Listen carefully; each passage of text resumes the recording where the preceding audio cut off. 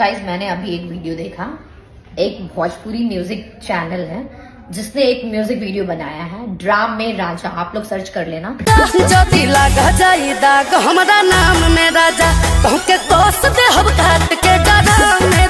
ये उस इंसिडेंट पे इंस्पायर होकर इन्होंने बनाया जो रिसेंटली अभी ड्राम वाला केस आप सबको पता होगा।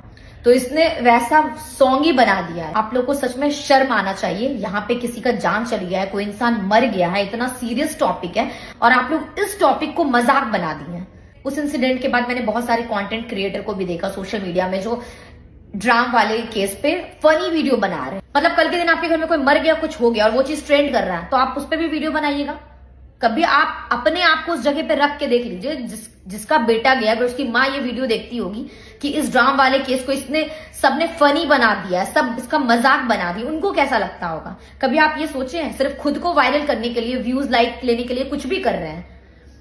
और ये जो चैनल, मैं तो रिक्वेस्ट करती हूँ सरकार से कि ऐसे सारे चैनल को बैन कर दिया जाए। और जितनी भी हमारी ऑडियंस है, प्लीज आप लोग तो अच्छी चीजों को सपोर्ट कीजिए।